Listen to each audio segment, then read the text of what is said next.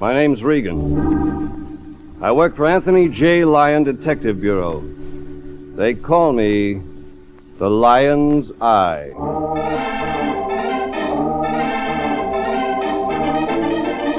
Jeff Regan, Investigator, starring Paul Dubov as Regan with Frank Nelson as Anthony J. Lyon.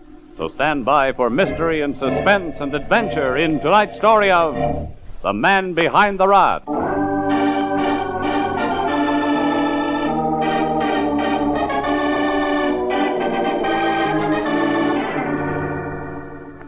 She was ported and relieved.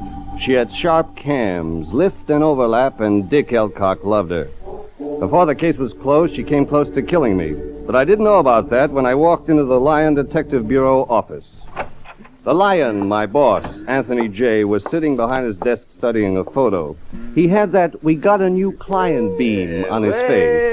Well, Jeffrey, here you are. That's right. We've got a new client, my boy. Very bucksy. How much? $300, Jeffrey. $150 down this morning, $150 at the close of the case. Who's the photo? This? Jennifer B. The B stands for Jennifer's displacement, Jeffrey. Don't stop now. No. Well, Jennifer displaces 230 cubic inches, you see, so of course she's B. Of course. As to foot-pounds of torque, now let me see. Mr. Elcock told me when he was here this morning, but I don't see... Elcock? Who's he? Our new client, Jeffrey.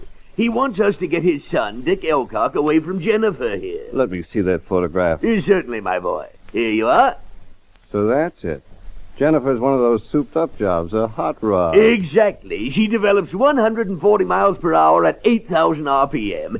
Mr. Elcock feels that's a little bit too much for his boy Dick. I see what he means. But, of course, as Mr. Elcock said this morning, he'd hardly hire private detectives merely to check on his son if he didn't have reason to think something queer was going on, Jeffrey. Now we're getting somewhere. Elcock say what? Well, something to do with somebody named Salvatore, Jeffrey. Salvatore. Yes. Mr. Elcock's heard them quarreling over the phone. His son and Salvatore. That's right. Threats, veiled threats, recriminations, that sort of thing. Nothing more specific? No. Well, you know how it is. A father doesn't like to eavesdrop. That is, not too obviously, Jeffrey. Guess not. Salvatore. Well, that's the start, I guess.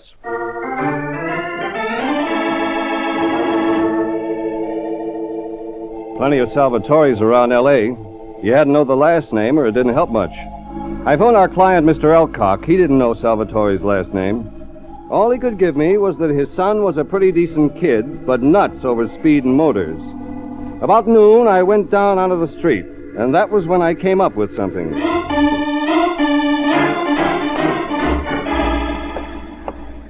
Paper, Mr. Regan? Afternoon editions, just out. Yeah, okay.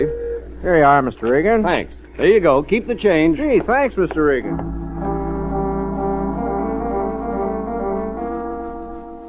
I glanced through the news, turned to the sport page, and there it was. Photo of Jennifer B. Lowered body, no fenders, chrome dual exhausts, cut-down top, slot windows. Jennifer B. Expensive-looking hot rod. Dick Elcock was racing her at 2 p.m. on a dirt track above Santa Monica, the paper said. Checked my watch, it was 12:15. There was time to pick up the line and make the first race. The paper listed the others who were racing hot rods. One name interested me, Salvatore Marino.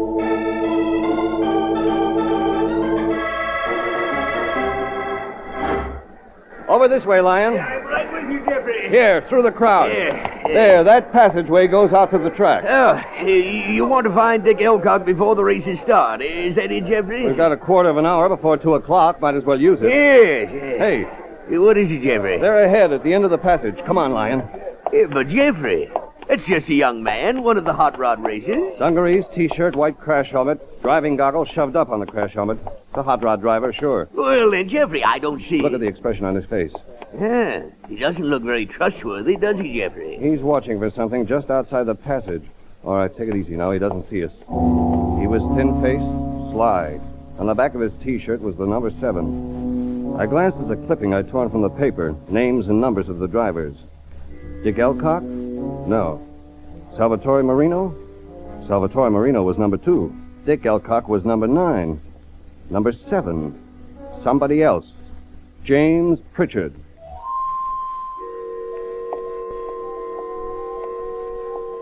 Lion and I got 3/4 up the passage before we saw in Pritchard's hand a long reaming tool, pointed, steel sharp. That was when... Salvatore! I got business, Pritchard. No, hold it. Keep out of it. This fight's between Elcock and me. Number 2 hot rod driver in the passageway, Salvatore Marino. Then another driver in the passage, number 9, Dick Elcock. Salvatore Marino jumped him. Come on, Lion, grab Marino. I'll get Elcock. Now, Jeffrey, don't be hasty. Come on, you keep out of it, Pritchard. I ain't in this. Come on, you two. Wait, get up. No. Get up. Leave us alone. He's been after me a month, and I'm going to clean him up. Yeah, sure, Dick. You're going to clean me up. You and MacArthur. Yeah, come on and fight, and you'll see. See what, jerk? Come on, Lion. Get All right, Sal, all right. Now, boys. What's this all about? Well, Sal jumped me, Mr. Miller. He's been asking for it. I haven't. All right. We all know it's because of the girl, Francie Pritchard, huh? That reminded me. I looked around. James Pritchard had disappeared. It is because of Francie Pritchard, isn't it? Yes, Mr. Miller. Yeah, it is. I thought so. Oh, you gentlemen, who are you? My name's Regan. This is Mr. Lion. Well, thank you for being kind enough to intervene. We're private detectives. Yes, Lion Detective Bureau. I see.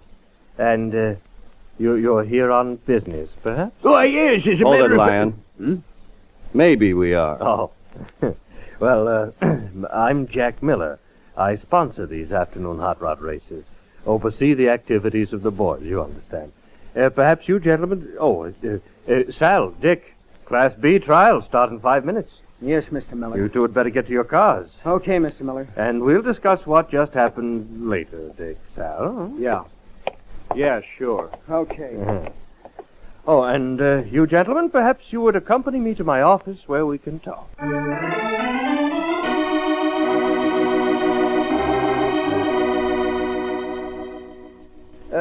Cigars, gentlemen. Oh, thank you, Mr. Miller. Yes, we're racing Class Bs this afternoon. 183 to 250 cubic inch displacement. Who's Francie Pritchard, Miller? Your professional concern, Mr. Regan, is with Miss Pritchard? With Dick Elcock. His concern seems to be with Francie Pritchard. Oh, yes, I see how it is now. She James Pritchard's sister? That's right, she is. Dick Elcock's father has engaged us to check up on his boy, Mr. Miller. To get the record straight, Miller, it's this hot rod stuff Elcock's worried about. Oh, yes. Some parents do consider hot rods dangerous. That's one of the reasons I sponsor this track, you see, to keep the boys from racing in the streets. What do you get out of running the show, Miller? A certain spiritual satisfaction, Mr. Regan. Oh, now, Mr. Miller, I'm sure Mr. Regan didn't mean to imply And too, Mr. Regan, I have a speed shop, as they're called, dealing in hot rod and special car accessory equipment. It's quite a profitable business. It'd figure there'd be something like that. Which of the two motives you consider the chief one will be an index to your own character, Mr. Regan. Yeah. I see what you mean. Well, gentlemen, the first preliminary is about to start. If you'd care to watch from my box.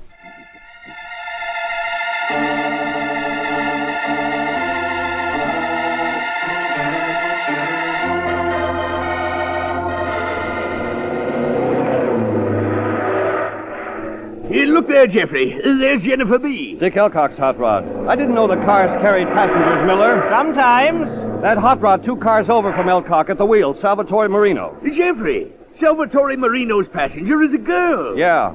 Francie Pritchard, Miller? Oh, yes, that's Miss Pritchard, Mr. Regan. Hey, that's Jennifer B. moving to the front now. And right beside Elcock's car, that's Salvatore Marino.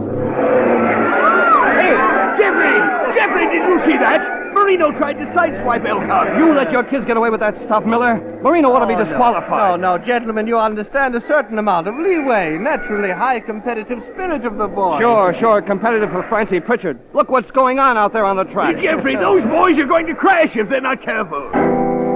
It wasn't just Marino that ought to be thrown off the track. Our client, Elcock's son, too. Marino and Elcock were battling it out at 60 and 70 miles an hour, skidding, gunning, slewing dirt. Well, it was a clean-cut case. You didn't have to be a genius to see it was a love feud. Elcock and Marino against each other. Motive, love for Francie. Sure, it was simple. All of a sudden, I thought of something. Dick Elcock trying to smash Marino's car because Salvatore Marino was his rival for Francie. Yeah, Marino driving, but Francie a passenger in the same car. Elcock would have to crack up Francie to crack up Marino on account of Francie. You put it that way, and it didn't make sense.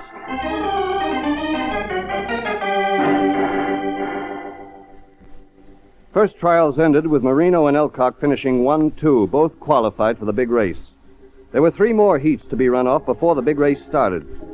I told the Lion to keep an eye on the track. Miller stepped out of the box a second, and I told him to keep an eye on Miller.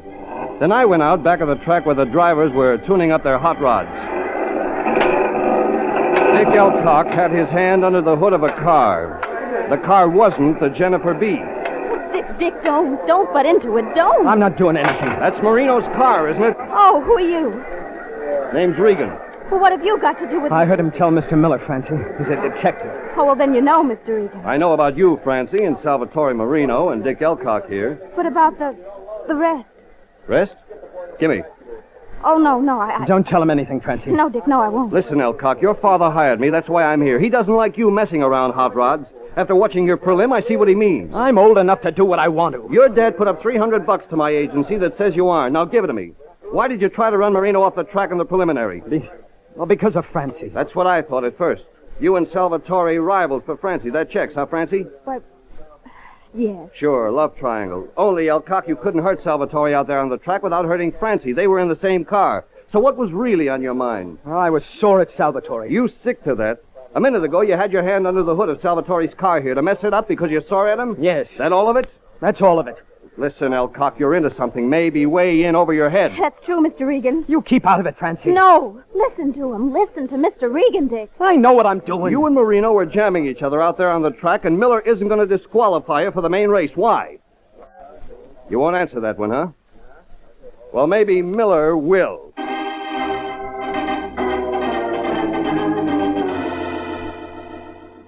I found Miller and Lyon back in Miller's office under the stands. Miller wouldn't disqualify Elcock and Marino. Hedged, put on a cool smile, said he didn't feel it justified. I told him my job was to protect Dick Elcock. That was what Elcock's dad had bought himself, a 150 down and 150 to come.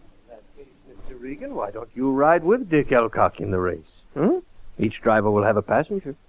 That's not a bad idea, Miller. Jeffrey, it might be dangerous, very dangerous, my boy. You know, Lyon, you're right. Well, Jeffrey, are you sure you really ought Gotta protect Elcock. That's what we're hired for. And besides, Miller, there's something screwy going on here at your track. Maybe during the big race I'll find out what.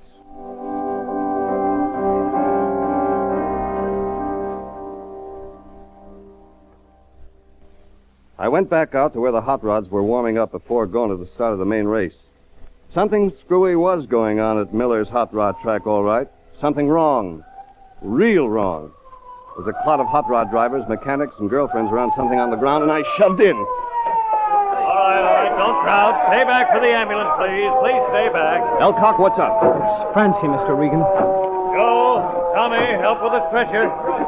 Is she hurt badly, Doctor? Oh, I can't tell. She's unconscious. What happened? Well, somebody hit Francie over the head, Mr. Regan. Yes, here, just at the temple. We were all watching the end of the last preliminary, and then we turned around, and there she was, Mr. Regan, slumped on the ground. Nobody saw it happen? No. Noise of the race covered any cry Francie might have made. I suppose so. But, Mr. Regan, who'd hate Francie enough to do this to her? Maybe it wasn't somebody who hated Francie, Elcock. What?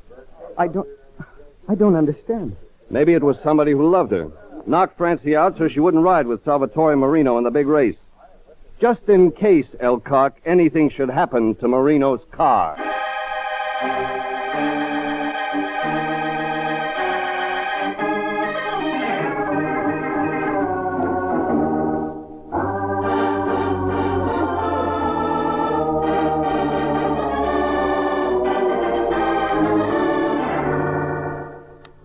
It was a 5-sided triangle.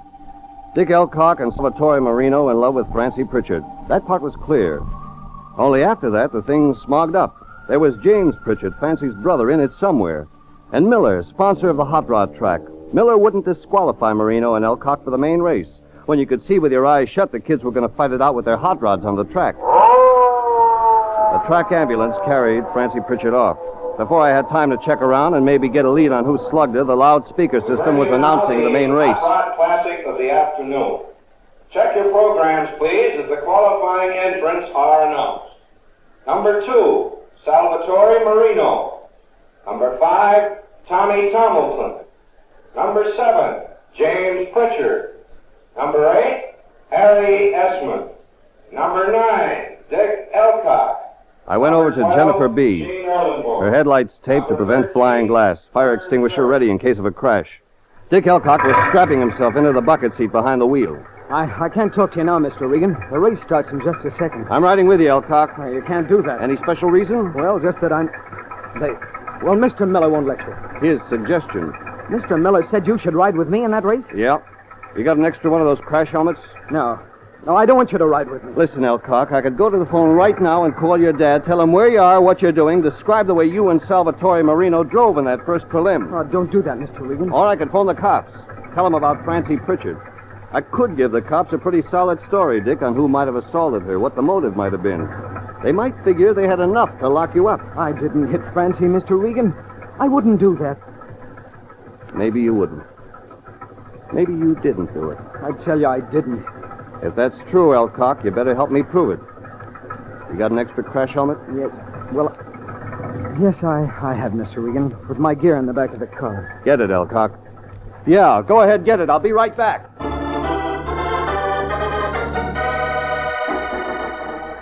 The Lion was standing up in Miller's box 20 or 30 yards on up the track, signaling me. I went over, and the Lion was alone in the box.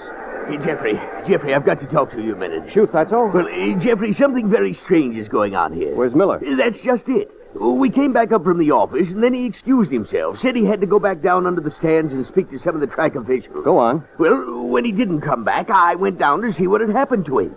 I've checked everywhere, Jeffrey. Mr. Miller has disappeared. Fatso, you saw the ambulance go up to the other end of the track a little while ago. Yes?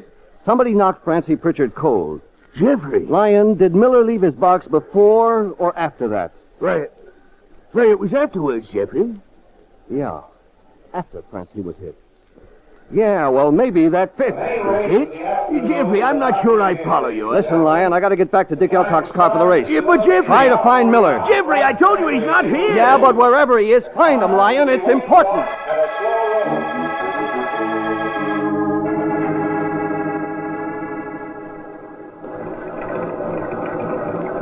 Hurry up, Mr. Regan. We'll get rolling in 20 or 30 seconds. Got a crash helmet for me, Dick? Yeah, here. Okay. And belt yourself into the seat. Sure. Anything I can do during the race? Well, this is the fire extinguisher clipped here under the wheel post. We crack up and get pinned in the car. I get the picture. When we get the signal, we go into a roll in low gear, the whole field. And when we hit the start and get waved into the race, we run the gears. Then hold high, wide open. Yeah. There, she's sounding swell. Maybe we'll win the race, Mr. Regan. Maybe, if we finish it. Here we go. A line of hopped-up jalops moving in low toward the start. Car next to the Jennifer B, close, driver hunched under white crash helmet, goggles covering half his face, but you could see the driver was Salvatore Marino. Marino turned and yelled at Elcock. I'm gonna crash you, Dick, for what you did to Francie. Before Elcock could answer, we hit the start of the race.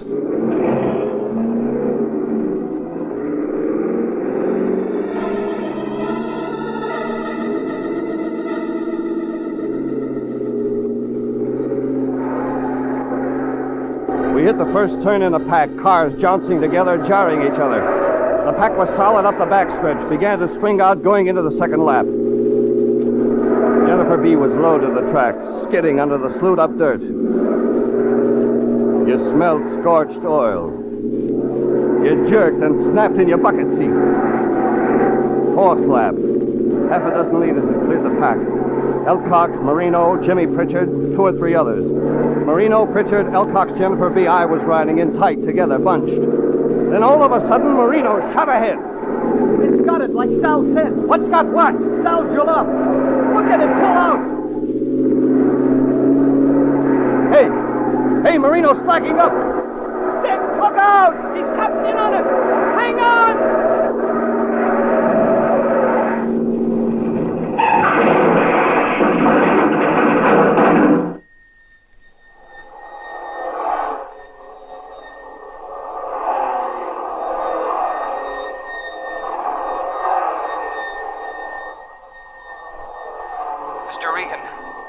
Mr. Regan. Huh? Mr. Regan. Mr. Regan. We've got to get out of the car. Yeah. Yeah, that's right. My side's jammed against the rail. Marino drove us into the rail. Can we get out on your side? See if this door will open. Shut. No, it's okay. Let's get out. What's our chance? Not now. As soon as they get past. Okay. Inside cars flashing by a foot or two from the smashed up Jennifer B. Then Elcock and I made a break for it. Then we were in the infield. Safe. The funny thing, when we were safe, fear came. That was... Gosh, that was close. It sure was. When you think of what could have happened, she could have caught fire. We could have... Oh, holy smoke, Mr. Regan. We might be dead now. Maybe your dad's not too far off the beam, Dick, wanting you to give up this jalopy racing. Gee, I guess he sure isn't. And what's happened to Francie, too, because of this. Yeah. You didn't slug her, Dick. You love her. I do, Mr. Regan. Yeah, but you said... Said maybe whoever slugged Francie did it because he loved her. Yes, Mr. Regan. Well, watch the race. The race? Watch Marino's car. Sal's way out ahead. Nobody'll catch him now. That triple carb manifold deal sure soups up his crate. Triple carb manifold. That unusual on a racing jalop? No, but Sal's worked out some improvements. Get simultaneous carburization. Advance like that could be worth dough. Yeah, it could. Elcock, Miller knew about it. Yes, Mr. Regan. Dick, Huh? watch car number 7. Pritchard? Pritchard. Well, Pritchard's dropping back of the field. Well, let Salvatore Marino lap him, Dick. But why would he do that? Because his car's not fast enough to catch Marino's. Sure, I know that. And he but- wants Marino alongside of him, Dick. Mr. Regan, then Pritchard. Pritchard, Francie's brother. You mean when Sal comes alongside And him? we can't do a thing about it, Dick. But Pritchard... Sure, Pritch. He conked his sister to keep her out of Marino's car during the race. I didn't think that... You knew Miller was in it. Yes, Mr. Regan. Yes, I did. That was why you tried to block Marino out of the running in the prelim. You wanted to put him out of commission. You knew Miller wanted him smashed up. Francie told me she heard him talking. You figured a little smash up in the prelim would be better than a big one in the main event because you thought Francie would be riding with him. Yes, that was it, Mr. Regan. But why, Mr. Regan? Mr. Miller, and now you say Pritch. What have they got against Salvatore? Nothing, Dick. Nothing. That's it. Nothing. Oh, but that doesn't make sense. Look, Dick. Marino's lapping Pritchard now.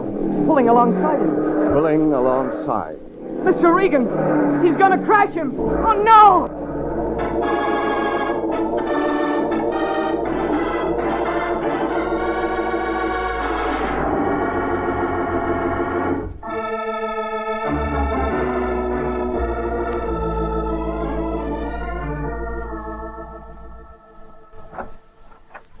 You can see Pritchard now, Mr. Regan. Thanks, Doc. Oh, Dick, Yes, Mr. Regan? why don't you check the other hospital by phone while I'm inside? See how Francie's coming along. Yes, Mr. Regan. This way, Doc. In here. Okay. It's going to be all right. Oh, yes. Afraid the other boys hurt a little more seriously. But he'll pull through, though, of course. Now in this room. Just go on in, Mr. Regan. It's quite all right to talk to him. Wait a second. The room's empty. What? Pritchard's run out. There was a fire stairs at the other end of the hospital corridor. One of the nurses had seen Pritchard going that way, thought he was a patient, allowed up and around. I hit the stairs fast and got outside. There was a bumpy road circling the hospital grounds, and a figure in a hospital bathrobe 20 yards away, and I took off. All right, Pritchard. Stay back. Stay back. Still packing that reaming tool, huh? Convenient. Makes a dagger. Possession of it easy to explain around hot rods. Okay, Pritchard.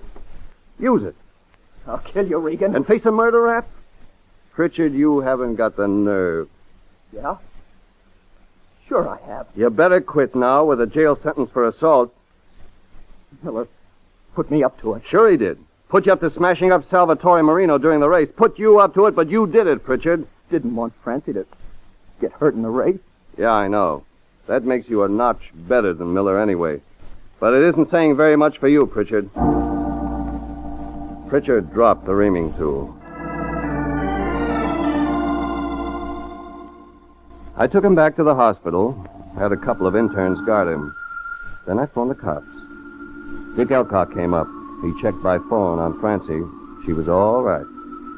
So that about wrapped it up. Except for one little thing. Miller, the man behind the rod that picked off Salvatore. I went out to where my car was parked, and that was when I saw a blimp with crash helmet and goggles coming toward me. Jeffrey, here I am over here. Lion! Jeffrey, you seem surprised to see me. I'm on the case, too, you know. Lion, where'd you get that thing? This hot rod, Jeffrey? Hot rod? That's a 1930 model. Yes, but with a 1947 engine, Jeffrey. Imported and relieved, special heads, intake manifolds, stroke, de-stroke, piston popped up, flywheels chopped, baffles installed. Oh, you wouldn't believe it, Jeffrey, but this car does 130 miles an hour. You know that. I did it. Huh? Well, Jeffrey, it was like this. It began to appear that Mr. Miller was implicated in this case. Uh-huh. Go on. And you asked me to find him, Jeffrey, wherever he was. Sure. So, realizing he had a head start, my boy, I borrowed a car from one of the spectators at the track. Well, I found that Mr. Miller had taken the Coast Highway north, running away. That checks. He had one of those speedy foreign cars, Jeffrey. It seems Mr. Miller has some quite considerable source of income. That checks, too. Yes, I'm sure it does. Well, Jeffrey, Mr. Miller's car was very fast, but I just went through the gears, held high, wide open, and... You caught Miller. No, Jeffrey. No. No, I got arrested in Malibu for speeding. Exceeding the speed limit by 103 miles an hour, Jeffrey. 128 in a 25-mile zone. Lion, do you realize it's Miller who is behind this whole case? Well, of course I do, Jeffrey. That is, I suspected as much. He's been milking ideas from the kids around his track for months, changing them around a little, marketing them as his own stuff. Then Salvatore Marino turned up a triple carburetor manifold, really worth money. Triple car? Yes. Miller wanted the car it was in smashed up so it wouldn't get out. The idea was Marino. Oh, so that was it. And you do 128 through Malibu and let him get away. Oh, Mr. Miller didn't get away, Jeffrey. What? Oh, he was right ahead of me, so the police stopped him, too. Not doing quite my speed, of course. They said he was only doing 107 in his foreign car. And when I told them a few things about him, Jeffrey, they locked him up. You mean that Miller... Yeah, that's right, Jeffrey. In the Malibu station. In a cell. Lion, my boy, sometimes you amaze me. Oh, now, Jeffrey, it was nothing. Nothing at all.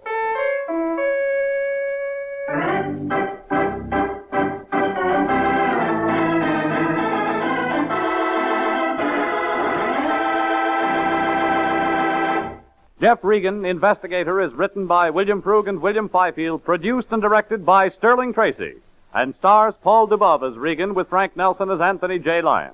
Original music is by Dick Arant. Jeff Regan, Investigator, is heard each week at the same time over CBS. Bob Stevenson speaking, inviting you to be with us again next Wednesday at 9 for more suspense and mystery and adventure with Jeff Regan, Investigator.